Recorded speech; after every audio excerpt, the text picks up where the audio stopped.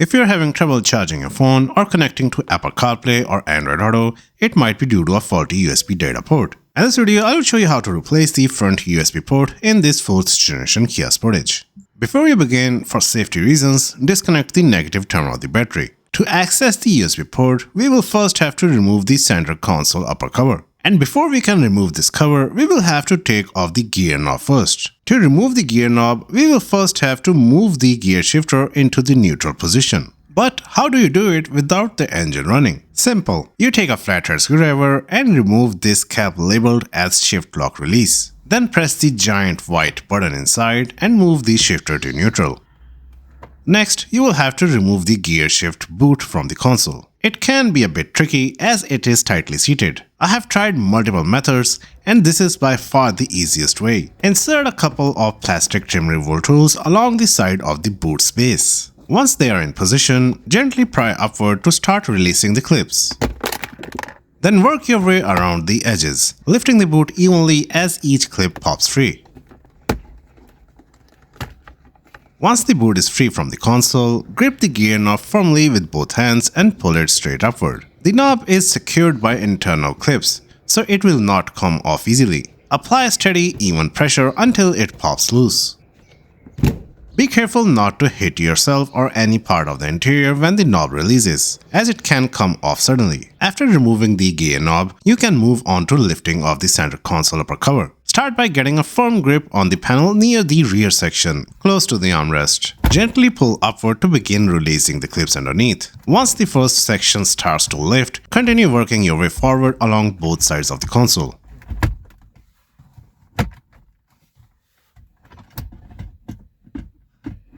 Once you lift the center console upper cover, you will notice a wiring harness connected underneath. You do not have to disconnect this harness. Instead, place a piece of microfiber cloth under the console cover and gently rest it on top of the center armrest. This keeps everything supported and prevents any scratches while you continue working on the USB port. Next, we will have to remove the front console tray to access the USB port assembly. It is held in place by 2 screws near the front. Use a Phillips head screwdriver to loosen and remove the screws. Once the screws are out, the tray is still held in by a few clips. Grip the tray firmly and pull it upward to free the clips. Once the clips are free, pull out the tray. Now you can see the back side of the panel where the USB port is mounted along with a few other connectors. Identify the USB port connectors. There are 2 of them located directly behind the USB port assembly. Press the locking tabs on both connectors and pull each one straight out to disconnect them.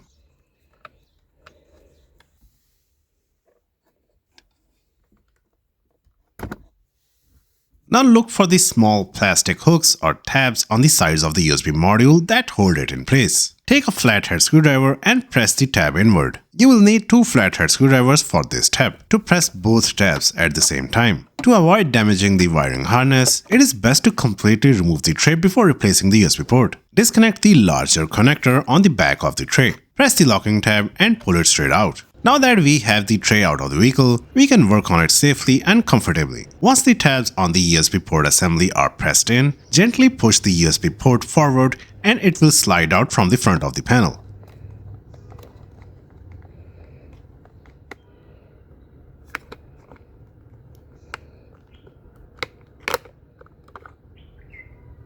Here is a close-up of the USB data port. This is the part number. Next, align the new USB module with the opening and slide it into place from the front side.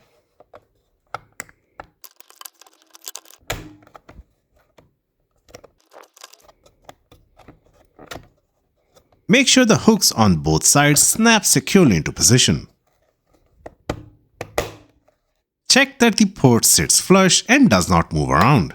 Once it is properly seated, take the tray back inside the vehicle and position it next to the front console. Reconnect both the USB wiring connectors to the back of the new port. Make sure you hear a click, the sound of a secure connection.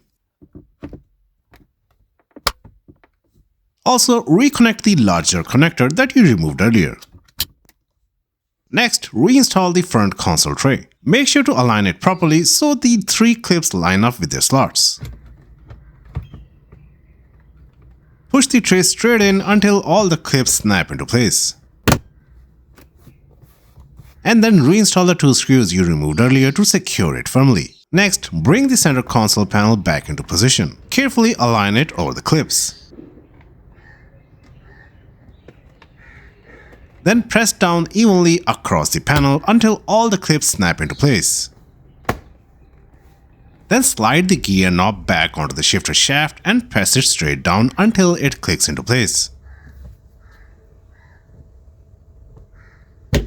Make sure the knob is fully secure and does not wiggle when you move it. Once the knob is installed, position the gear shifter boot and press it space down until all the retaining clips lock in.